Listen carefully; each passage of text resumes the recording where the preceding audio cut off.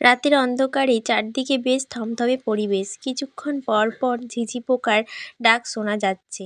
এতক্ষণে হয়তো অনেকে ঘুমিয়েও পড়েছে, কিন্তু শ্রুতির চোখে ঘুম নেই। রাতের বেলা জেগে বসে থেকে নিজের একাকিত্ব অনুভব করা আর অদৃষ্টের নিষ্ঠুর পরিহাসের কথা ভেবে চোখের পানি ফেলাটা তার নিত্য নৈমিত্তিক ব্যাপার হয়ে দাঁড়িয়েছে। কিছু একটা ভেবে আয়নার সামনে গিয়ে দাঁড়ালো শ্রুতি। নিজের বিকৃত চেহারাটাকে বেশ গভীরভাবে পর্যবেক্ষণ করতে লাগলো সে। ফর্সা মুখের বাঁ পাশে চোখের কোণা থেকে শুরু করে থুতনি পর্যন্ত পুরো গালটা এমনভাবে ঝলসে গেছে যে তাকে দেখতে প্রচণ্ড বীভৎস লাগছে। চোখ দুটো জলে ভরে উঠল শ্রুতির। কিন্তু এ কান্নার পিছনে নিজের মুখশ্রী হারানোর পাশাপাশি আরও কিছু হারানোর বেদনা রয়েছে, তা যে কাউকে বলাও যায় না, সওয়াও যায় না। আমাকে যদি এতটাই অসহায় পরিস্থিতিতে ফেলতে হতো, আমার জীবন থেকে সব কিছু হারিয়ে ফেলাটাই যদি ভাগ্যে ছিল, তাহলে আমায় এই পৃথিবীতে কেন পাঠালে? আমার কপালে কি একটুও সুখ লেখা নেই আল্লাহ? সব হারিয়ে চলে এলাম, তবুও সেই ভয়ানক অতীত আমার পিছু ছাড়ছে না। জীবনটাই বিষাক্ত হয়ে উঠেছে। এখানে প্রতিটা মুহূর্তই যন্ত্রণার। শ্রুতি মাটিতে বসে বসে কাঁদছে। এমন সময় মাথায় কারো হাতের স্পর্শ পেল। মুখ তুলে তাকাতেই দেখতে পেল এক বয়স্ক বৃদ্ধা তার সামনে দাঁড়িয়ে আছে। পরনে নীল পাড়ের সাদা শাড়ি, মাথায় ঘোমটা টানা থাকলেও সামনের দিকে সাদা চুলগুলো দৃশ্যমান। মুখে সাদা চামড়া বয়সের কারণে কুঁচকে গেলেও ঝলমলে হাসির কারণে তাকে দেখতে বেশ লাগে। তাকে দেখেই শ্রুতি অবাক হয়ে বলল, মিনহাজি, তুমি এখানে? এত রাতে এখানে কিভাবে এলে? শ্রুতির কথা শুনে মিনহা হেসে উঠল। বড্ড হাসি পাচ্ছে তার, কিন্তু শ্রুতির জন্য তাড়াতাড়ি হাসি থামিয়ে বলল, কিভাবে এলাম আমায় জিজ্ঞেস করছিস? এত বোকা বলেই তো তোকে নিয়ে আমার চিন্তা। শ্রুতি গাল ফুলিয়ে বলল, মিনহাজি, আমি অবাক হয়ে গিয়েছিলাম বলে অগত্যা জিজ্ঞেস করে ফেলেছি, আর তুমি আমাকে অপমান করছো? আচ্ছা, আর রাগ করতে হবে না। এখন বল, এভাবে কাঁদছিস কেন? শ্রুতি ব্যস্ত হয়ে বলল, অনেক কিছু ঘটে গেছে মিনহাজি। আমি কিভাবে কি করব কিচ্ছু বুঝতে পারছি না। আমার জায়গায় যদি অন্য কেউ থাকতো, তবে কবেই পৃথিবীর পাট চুকিয়ে দিত। কিন্তু আমি তা করিনি, করবও না। তবে আজ যা ঘটলো, এরপর আমি কি থেকে কি করব আজ? মিনহা শ্রুতিকে থামিয়ে দিয়ে বলল, হয়েছে হয়েছে, তোকে কিছু বলতে হবে না। আমি সবই জেনেছি, তবে আমার মনে হয় সময় খুব তাড়াতাড়ি ঘনিয়ে আসছে। সময়? কিসের সময়? কিসের সময় বুঝতে পারছিস না? খুব দ্রুত তোকে কঠিন বাস্তবতার সম্মুখীন হতে হবে। তবে শুধু তুই একা না, আরও কয়েকজনকেও তিক্ত সত্যের মুখোমুখি হতে হবে। তোকে এত অসহায় হয়ে দুর্বল হয়ে থাকলে চলবে না। শক্ত হ, কঠোর হ, নয়তো ধাক্কা সহ্য করতে পারবি না। বলেই মিনহা ঘুরে চলে গেল। শ্রুতির চোখ দুটো আবার ঝাপসা হয়ে আসছে। সাইলা রুবাইয়াত শ্রুতির পাশে বসে বলল, কাঁদিস না মা। মানুষের জীবনে দুঃখ আছে, আবার সুখও আছে। দুঃখের সময় ধৈর্য ধারণ করা ছাড়া আর কোনো উপায় নেই। আমি অ্যাসিড ভিকটিম বলে কি আমার বেঁচে থাকার কোনো অধিকার নেই? আমার বিকৃত চেহারার কথা যখন মানুষ জানবে, তখন তো সবাই আমায় দূর দূর করবে। আমি কিভাবে কি করব মা? চুপ করে থেকো না, উত্তর দাও। আর যদি আভাস কোনোভাবে জানতে পারে আমার কথা, তখন কি হবে? কাঁদতে কাঁদতে মায়ের কোলে মুখ গুজে দিল শ্রুতি। সাইলা রুবাইয়া তো বুঝতে পারছেন না কি বলে তার মেয়েকে সান্ত্বনা দেবেন। নিয়তি আজ তাদের কোথা থেকে কোথায় নিয়ে এসে দাঁড় করিয়েছে। অন্ধকার একটা ঘরে নিজের রকিং চেয়ারে বসে আছে আভাস। বুকে জড়িয়ে রেখেছে আজ থেকে 5 বছর আগে তার হারিয়ে যাওয়া প্রিয়তমার ছবি। হঠাৎ কাঁধে কারো হাতের স্পর্শ পেতেই চোখ খুলে তাকালো আভাস। চলচলো চোখে ভাইয়ের দিকে তাকিয়ে জিজ্ঞেস করলো স্নেহা, আজ হঠাৎ এভাবে শ্রুতির ছবি নিয়ে বসে আছো যে? আভাস নিজের চোখের পানি মুছে বলল, মনে পড়ছে অনেক ওর কথা। আজ যদি বেঁচে থাকতো, তাহলে হয়তো আমি সুখী হতাম। আমার সুখের একমাত্র কারণই হলো শ্রুতি, অথচ আজও আমার থেকে কত দূরে। এতটাই দূরে যে আর কখনোই ফিরে আসবে না। আমি আজও ভুলতে পারিনি তাকে স্নেহা, কোনোদিন পারবও না। আভাস একটু থেমে আবার বলল, আমার মনে হচ্ছে শ্রুতি আমার অনেক কাছে আছে। কেন এমন মনে হচ্ছে আমার? শ্রুতি কিভাবে আমার কাছাকাছি থাকবে? আচ্ছা, আমার ভালোবাসায় কি কোনো ঘাটতি ছিল? হয়তো আমি ওকে মুখ ফুটে কখনো মনের কথা বলিনি, তার জন্য আল্লাহ কেন ওকে আমার থেকে ছিনিয়ে নিয়ে গেল? কেন আমার সব কিছু অন্ধকার করে দিয়ে চলে গেল শ্রুতি? স্নেহার চোখেও পানি চলে এসেছে। স্নেহাকে কাঁদতে দেখে আভাস বলল, অনেক রাত হয়ে গেছে, তুই গিয়ে ঘুমিয়ে পড়, কালকে আবার ভার্সিটিতে যেতে হবে। মায়ের সাথে কথা হয়েছে তোমার? মা কি এখনো রেগে আছে তোমার রাজশাহী শিফট হওয়া নিয়ে? জানি না, কথা হয়নি এখনো। স্নেহা আর কথা বাড়ালো না, নিজের ঘরের দিকে হাঁটা শুরু করলো। ঘরটা আগে থেকেই অন্ধকার ছিল, বাইরে থেকে একটু আধটু আলো আসায় সব কিছু অনেকটাই পরিষ্কার দেখা যাচ্ছে। বারান্দার দরজা খোলা থাকায় স্নেহা দরজা লাগিয়ে বেড সাইড টেবিল থাকা ল্যাম্পটি অন করতে যাবে, ঠিক এমন সময় বারান্দার দিকে নজর যেতেই মনে হলো দরজা দিয়ে কারো ছায়া দেখা যাচ্ছে। স্নেহা তাকাতেই ছায়াটা সরে গেল। স্নেহা আর কালক্ষেপ না করে বারান্দার দিকে এগিয়ে যেতে নেবে তখনই টেবিলের উপর আগুন জ্বলে উঠল। স্নেহা চোখ মুখ খিচে বন্ধ করে জোরে চিৎকার দিয়ে উঠল। স্নেহার চিৎকার শুনে আভাস পাশের রুম থেকে ছুটে এসে দরজা ধাক্কাতে শুরু করে। হোয়াট হ্যাপেন্ড স্নেহা, চেঁচালি কেন? দরজা খোল। কি হলো? আমি দরজা খুলতে বলছি না? I said open the door, damn it. Sneha ছুটে গিয়ে দরজা খুলে দিল। স্নেহাকে দেখে আভাস অবাক হয়ে বলল, কি হয়েছে, এভাবে কাঁপছিস কেন? আর এই এসির নিচেও এভাবে দরদর করে ঘামছিস, স্ট্রেঞ্জ। স্নেহা আভাসকে ঝাপটে ধরে বলল, ভাইয়া, কেউ রুমে এসেছিল আর ওই টেবিলটাতে আগুন জ্বলে উঠেছিল। হোয়াট? হ্যাভ ইউ গান ম্যাড? এত রাতে তোর ঘরে কে আসবে? আর টেবিলে আগুন জ্বলবে কিভাবে? আগুন জ্বললে তো আগুন ছড়িয়ে যাওয়ার কথা, তাই না? আমি সত্যি বলছি ভাইয়া, তুমি গিয়ে দেখো। আবাস রুমে ঢুকে লাইট জ্বালালো। টেবিলের দিকে তাকাতেই দুজনের চোখ কপালে উঠে গেছে। টেবিলের ওপর একটা হলদেটে কাগজ পড়ে আছে, যার ওপরের আর নিচের অংশ পোড়া। এমনকি কাগজটি আশেপাশে ছাই পড়ে আছে, যে দেখে বোঝা যাচ্ছে যে এখানে আগুন ধরেছিল। স্নেহা বলে উঠল, দেখলে তো ভাইয়া, আমি বলেছিলাম না আগুন জ্বলছিল। আবাস কাগজটা হাতে নিয়ে দেখলো কাগজের ওপর কিছু লেখা আছে। লেখাটা এরকম, অনেক ধন্যবাদ তোমাকে স্নেহা, তোমাদের সাথে দেখা হবে আশা করি। অতীত হানা দিবে খুব তাড়াতাড়ি। অনেক অপ্রিয় কিছু অপেক্ষা করছে তোমার আর আভাসের জন্য। ইতি তোমাদের শুভাকাঙ্ক্ষী। স্নেহা কাগজটা আভাসের হাতে থেকে নিয়ে পড়ে অবাক হয়ে গেল। আমাকে কেন ধন্যবাদ জানালো? আমাদের অতীত হানা দেবে মানে কি? আর অপ্রিয় কিছু বলতে কি বলেছে? কে আছে এসবের পিছনে? আভাস চিন্তিত স্বরে বলল, বুঝতে পারছি না, হয়তো কিছু একটা আছে যা আমাদের অজানা। তুই এসব নিয়ে মাথা না ঘামিয়ে আমার রুমে গিয়ে শুয়ে পড়, আমি তোর রুমে আছি। স্নেহা মাথা নাড়িয়ে চলে গেল। আবাস বসে বসে ভাবতে লাগলো কি ঘটতে চলেছে তার জীবনে। কে এই অজ্ঞাত ব্যক্তি? শ্রুতি আয়নার সামনে বসে বসে নিজেকে দেখছে।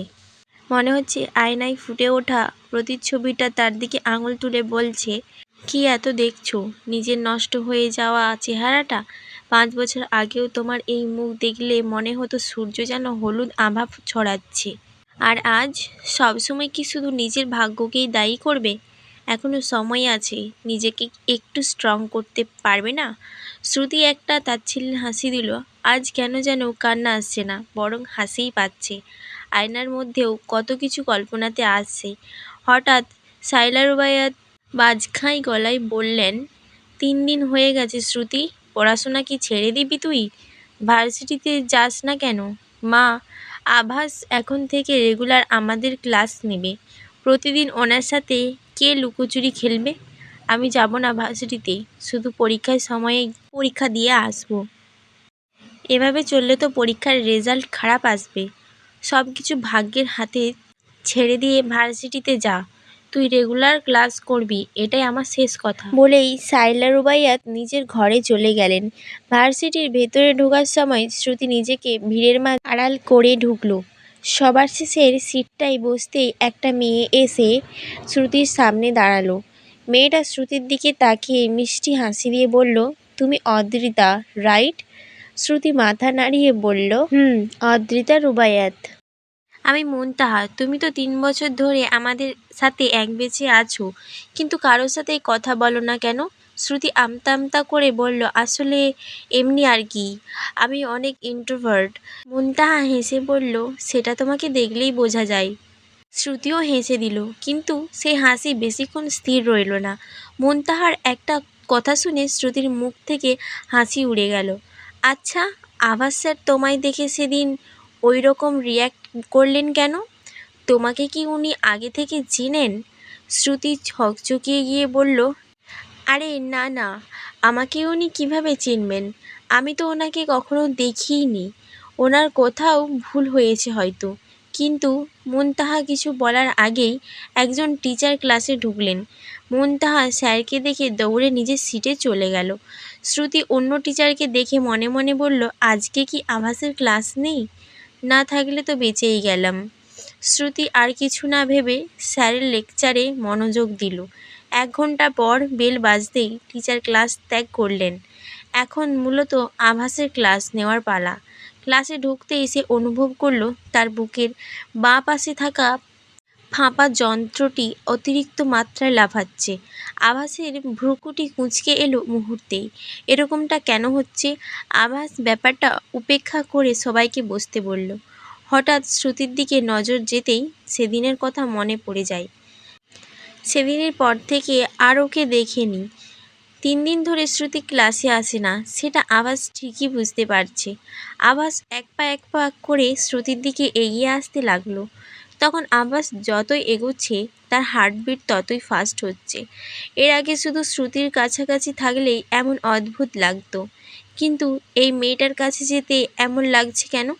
এদিকে শ্রুতি ঢোকের পর ঢোক গিলছে, তবুও গলা শুধু শুকিয়ে যাচ্ছে। তার দিকে এমন করে এগিয়ে আসছে কেন? ভয়ে কান্না করে দেওয়ার মতো অবস্থা শ্রুতির। চোখ বন্ধ করে আল্লাহকে ডাকছে সে। আভাস শ্রুতির সামনে দাঁড়িয়ে বলল, অদ্রিতা রুবাইয়াত, রাইট? শ্রুতি কেঁপে উঠে সামনে তাকালো। শ্রুতির ভীতু চাহনি দেখে আভাসের ভেতরের আবারও একটা কোথায় নাড়া দিয়ে উঠল। আমি এতটাও ভুল হতে পারি কিভাবে? এই দৃষ্টি যে সেই চোখ দুটোতে আমি দেখেছি। তবে কি অদ্রিতা রুবাইয়াতি শ্রুতি? কিন্তু এটা তো সম্ভব নয়। শ্রুতি রাজশাহীতে কেন আসবে? আর কি করেই বা আসবে? ভাবনার রাজ্য থেকে বের হয়েই এসে শ্রুতিকে জিজ্ঞেস করলো, সো মিস অদ্রিতা, আমার প্রিভিয়াস 3টি লেকচার কি আপনি অ্যাটেন্ড করেছেন? শ্রুতি মাথা নিচু করে ডানে বামে মাথা নাড়ালো। এভাবে ক্লাস অ্যাটেন্ড না করলে আপনার রেজাল্ট ডেফিনেটলি ভালো আসবে না, রাইট? আমি চাই না আমার কোনো স্টুডেন্ট ড্রপ আউট হোক। ড্রপ আউটের কথা শুনে শ্রুতি কনফিডেন্সের সাথে বলল, যেখানে চেষ্টা আছে সেখানে হারার প্রশ্নই আসে না। আমি এখন থেকে রেগুলার ক্লাস করব, তবে ক্লাস যদি নাও করি তবুও আমি ড্রপ আউট হব না, কারণ কিছু মানুষ পৃথিবীতে আসে জেতার জন্য। তাদের মধ্যে বলেই জিহায় কামড় দিল শ্রুতি। শেষের অসম্পূর্ণ কথাটা শুনে আবার শকড হয়ে শ্রুতির দিকে তাকালো। তার মনে পড়ে যায় সেই কথাটা, যেটা শ্রুতিকে প্রায় বলতো, কিছু মানুষ পৃথিবীতে আসেই জেতার জন্য, তাদের মধ্যে আমার শ্রুতিও একজন। একথা শুনে শ্রুতি ঠোঁটের কোণে হাসি ফুটিয়ে আভাসের দিকে তাকাতো, সাথে সাথে দুজনেই হেসে দিত। আভাস কাঁপা কাঁপা গলায় বলল, কি বললে? কথাটা ফিনিশ করো। শ্রুতি থতমত খেয়ে নিজেকে বকতে লাগলো। কতটা বেফাঁস কথা বলে ফেলেছে সে। এখন কি বলবে আভাসকে? স্যার, অ্যাকচুয়ালি আমি বলছিলাম যে তাদের মধ্যে শ্রেষ্ঠ হওয়ার চেষ্টা করব আর কি। আভাস কিছুক্ষণ শ্রুতির দিকে তীক্ষ্ণ দৃষ্টিতে তাকিয়ে থেকে বলল, ওকে, নাও সিট ডাউন, আর আশা করি লেকচার মিস দেবে না। শ্রুতি বসে একটা স্বস্তির নিঃশ্বাস ছাড়ল। এতক্ষণ মনে হচ্ছিল কেউ ওর গলা টিপে ধরে রেখেছে, কিন্তু সেই স্বস্তি বেশিক্ষণ স্থায়ী হলো না। ক্লাস শেষ হতেই আভাস বের হয়ে যাওয়ার আগে শ্রুতির দিকে তাকিয়ে বলল, মিস অদ্রিতা, ক্লাস শেষ করে আমার সাথে দেখা করে যাবেন, বলে বেরিয়ে গেল। আভাস মনে মনে হাসছে আর ভাবছে, আমি বলিনি, তুমি বোঝোনি, আমি বলবও না আর তুমি বুঝবেও না। এদিকে ক্লাসের সবাই শ্রুতির দিকে অবাক হয়ে তাকিয়ে আছে। তাদের দৃষ্টিতে অবগতা, বিরক্ত আর হিংসা একসাথে কাজ করছে। শ্রুতির প্রতি আভাসের এমন আচরণ কেউ স্বাভাবিকভাবে নিতে পারছে না, কিন্তু শ্রুতির মাথায় শুধু একটা কথাই ঘুরপাক খাচ্ছে, সে বুঝে গেছে আজ সে ধরা খাবে। আভাস কি তাকে চিনে ফেলেছে? কি অপেক্ষা করছে তার জন্য? প্রফেসর তন্ময়ের রুমে বিরক্তি নিয়ে বসে আছে স্নেহা। স্নেহার চোখে তন্ময় একজন অতিরিক্ত রকমের অদ্ভুত, গিরগিটির মতো এক এক সময় এক এক রঙে নিজেকে মুড়িয়ে নেওয়ার মতো যোগ্যতার অধিকারী ব্যক্তি। আপাতত তন্ময় টেবিলের ওপর কিছু পেপারস নিয়ে ঘাঁটাঘাঁটি করছে। স্নেহা তন্ময়ের সামনে বসেই তার দৃষ্টি আকর্ষণ করার জন্য বলল, স্যার, আমায় আপনার পিয়ন দিয়ে ডাকিয়ে এনে এভাবে বসিয়ে রেখেছেন কেন? কিছু কি বলবেন? তন্ময় নিজের কাজে মনোযোগ রেখেই বলল, অর্থাৎ তুমি আমাকে প্রশ্ন করছো?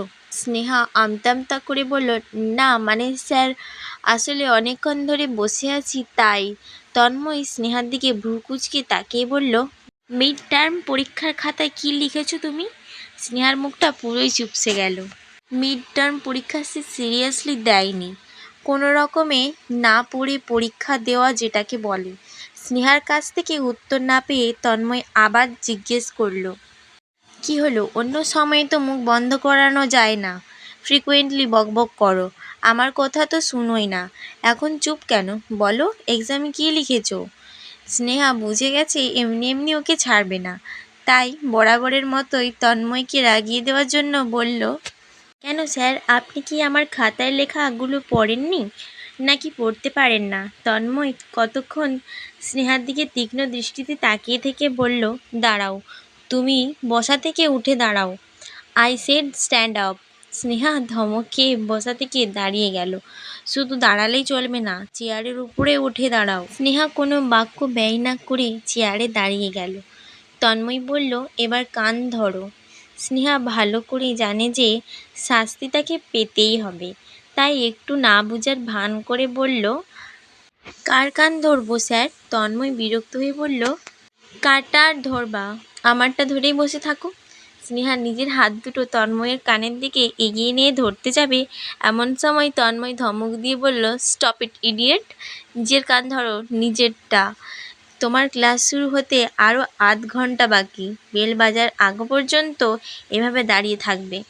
স্নেহা মিটমিটিয়ে হেসে কানে হাত দিয়ে দাঁড়িয়ে রইল। মনে মনে বলল, একদম ঠিক হয়েছে, বেশ হয়েছে। শ্রুতি আভাসের রুমের কাছাকাছি যেতেই এমন একটা কথা শুনল, যেটা শুনে ওর মাথায় আকাশ ভেঙে পড়ল।